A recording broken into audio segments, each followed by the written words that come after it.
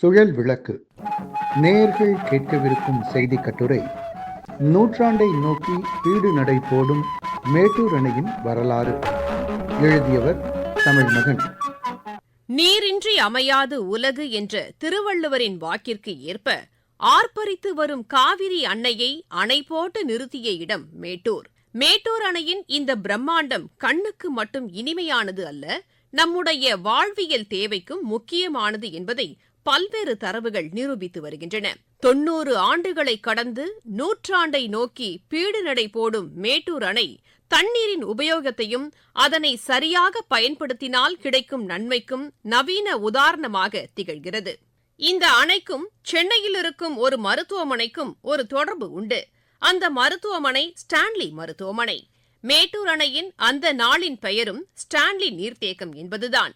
Stanley என்பவர்தான் சென்னையில் Stanley மருத்துவக் கல்லூரி தொடங்குவதற்கும் ஸ்டான்லி அணைக்கட்டு தொடங்குவதற்கும் காரணமாக இருந்தவர். அன்றைய சென்னை மாகாண கவர்னர் 1929 முதல் 1934 வரை சென்னை மாகாண கவர்னராக இருந்தவர்.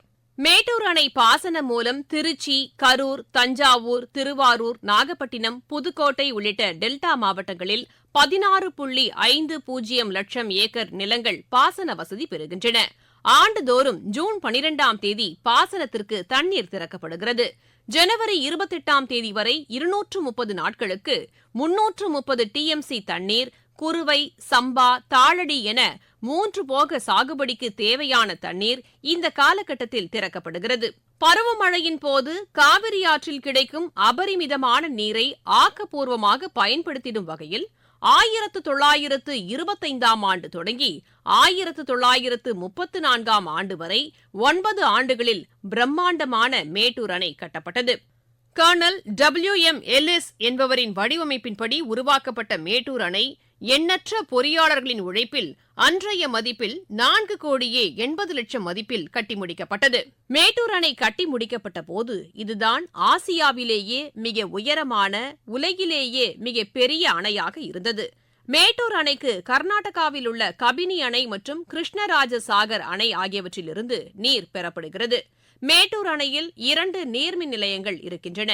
இந்த அணையை கட்ட மைசூர் மகாராஜாவிடம் சம்மதம் கேட்டது தனி கதை.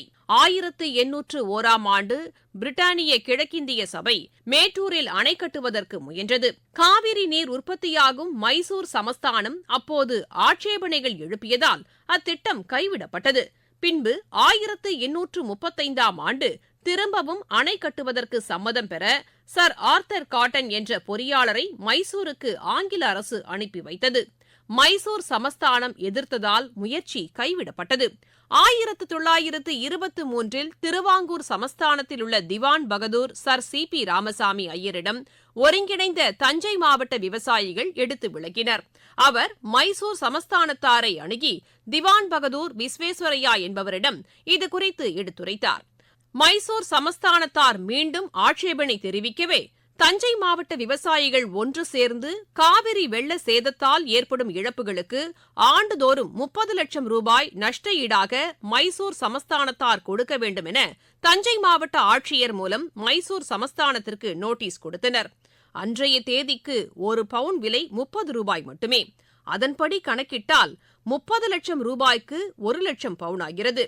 ஒவ்வொரு ஆண்டும் 30 லட்சம் ரூபாய் கொடுப்பதை காட்டிலும் மேட்டூரில் அணை கட்டுவதற்கு சம்மதம் கொடுப்பதே சிறந்தது என்று எடுத்துக் கூறி மைசூர் சமஸ்தானத்தை சம்மதிக்க வைத்தார் சர் CP ராமசாமி. அதன்படி மேட்டூரில் 1924இல் மேட்டூர் அணை கட்டும் பணியில் 9 ஆண்டு காலம் 10,000க்கும் மேற்பட்ட பணியாளர்கள் ஈடுபட்டனர். மேட்டூர் அணையிலிருந்து தண்ணீர் திறக்கும் போது அணை மற்றும் சுரங்க மின்நிலையம் மூலம் 250 மெகாவாட் மின் உற்பத்தியும், காவிரி ஆற்றில் 7 கதவணை மின் நிலையங்கள் மூலம் 210 மெகாவாட் மின் உற்பத்தியும் செய்யப்படுகிறது. மேட்டூர் அணை கட்டி முடிக்கப்பட்டு 83 ஆண்டுகளுக்கு பிறகு முதலாக அணையின் நீர்ப்பரப்பு பகுதியில் படிந்துள்ள வண்டல் மண்ணை விவசாயிகளுக்கு இலவசமாக வழங்கும் திட்டம் தொடங்கப்பட்டு விவசாயிகள் பயனடைந்து வருகின்றனர். அணையின் அதிகபட்ச உயரம் 214 அடி, அதிகபட்ச நீரை தேக்கும் உயரம் 165 அடி. அணையின் மொத்த கொள்ளளவு 95,660 மில்லியன் கன அடி. இந்த ஆண்டு இந்த அணை அதன் முழு கொள்ளளவை எட்டியிருக்கிறது. மேலும் சரபங்கா நீரேற்று திட்டம் அல்லது மேட்டூர் உபரி நீர் திட்டம் என்பது மேட்டூர் அணையிலிருந்து உபரி நீரை சேலம் மாவட்டம் சரபங்கா பகுதியில் உள்ள 100 ஏரிகளில் நிரப்பும் திட்டமாகும். இத்திட்டம் 2019ஆம் ஆண்டு 545 கோடி ரூபாய் செலவில் அறிவிக்கப்பட்டது. இத்திட்டத்தின்படி மேட்டூரிலிருந்து உபரி நீர் கால்வாய் மூலம் திப்பம்பட்டியில் உள்ள நீரேற்றும் நிலையத்திற்கு கொண்டு செல்லப்படும். திப்பம்பட்டியில் நீரேற்றும் நிலையத்தில் 940 குதிரை திறன் கொண்ட 10 மோட்டார்கள் மூலம் நீர் உறிஞ்சப்பட்டு குழாய்கள் மூலம் 12 கிலோமீட்டர் தொலைவில் உள்ள காளிப்பட்டி ஏரியிலும் 1080 குதிரை திறன் கொண்ட 6 மோட்டார்கள் மூலம் நீர் உறிஞ்சப்பட்டு குழாய்கள் மூலம் நங்கவள்ளி ஏரியிலும் நீர் நிரப்பப்படும்.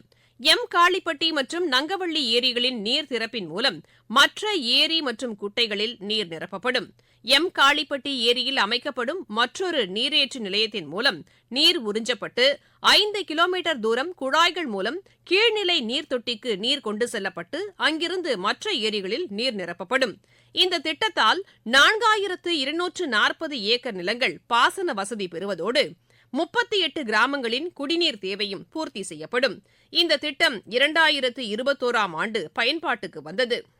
90 ஆண்டுகளை கடந்து கம்பீரமாக காட்சியளிக்கும் மேட்டூர் அணை அதன் கட்டுமானத்தால் மட்டுமல்ல, பயன்பாட்டின் காரணமாகவும் தமிழக மக்கள் மனதில் நீங்கா இடம் பிடித்துள்ளது. மேட்டூரில் தொடங்கி பூம்புகார் வரையிலான இந்த நீர்வழிப்பாதை ஏற்படுத்தும் தாக்கம் விவசாயம் தொடங்கி நதிக்கரை நாகரீகம் வரை தமிழர்களின் வாழ்வியலை வளம் பெறச் செய்கிறது. வேளாண்மைக்கான மறை நீராகவும் பொதுமக்களுக்கு குடிநீராகவும் என ஒட்டுமொத்த மக்களின் தண்ணீர் தேவையை மேட்டூர் அணை பூர்த்தி செய்து வருகிறது.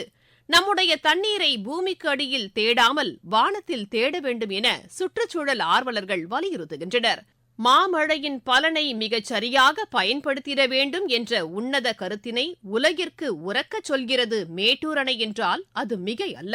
நேயர்கள் இதுவரை கேட்ட செய்தி கட்டுரை நூற்றாண்டை நோக்கி பீடு நடை போடும் மேட்டூர் அணையின் வரலாறு. எழுதியவர் தமிழ் மகன், வாசித்தவர் சுமித்ரா ரத்னம்.